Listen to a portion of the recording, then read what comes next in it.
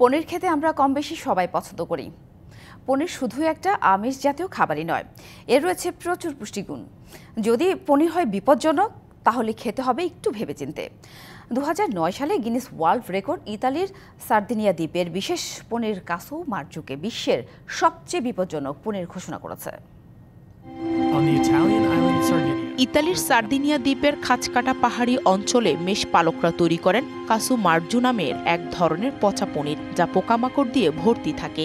2009 সালে Guinness world রেকর্ডে বিশেষ পনিরকে বিশ্বের সবচেয়ে বিপজ্জনক পনির হিসেবে ঘোষণা করা হয়। এই পনিরের ওপর এক ধরনের মাছি ডিম পাড়ে। সেখান থেকে বের হয়ে আসা মাছির লার্ভা পনিরের ভেতর গর্ত করে প্রোটিন হজম করে এবং সেটিকে নরম ও ক্রিমের মতো উপাদানে পরিণত করে। শিয়া বাটার ও ভিটামিন ই সমৃদ্ধ Lily glam beauty soap. Lily, always beautiful. কাসু মার্জুর স্বাদ বেশ ঝাঁঝালো। কিছু মানুষের দাবি এটি একটি উত্তেজক খাবার। অনেকেই বলেন এটি মানুষের স্বাস্থ্যের জন্য বিপজ্জনক হতে পারে, কারণ মাছি থেকে মাইয়াসিস নামক রোগ হতে পারে। তবে এখন পর্যন্ত কাসু মার্জুর সাথে এর কোনো সম্পর্ক পাওয়া যায়নি। এই পনিরটি বাণিজ্যিকভাবে বিক্রি নিষিদ্ধ। তবে সার্দিনিয়ার লোকেরা শত বছর ধরে এটি খেয়ে আসছে।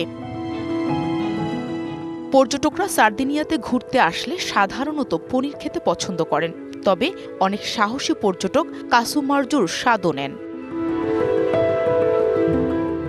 ইতালির আরও কয়েকটি অঞ্চলে পনিরের নিজস্ব রূপ রয়েছে।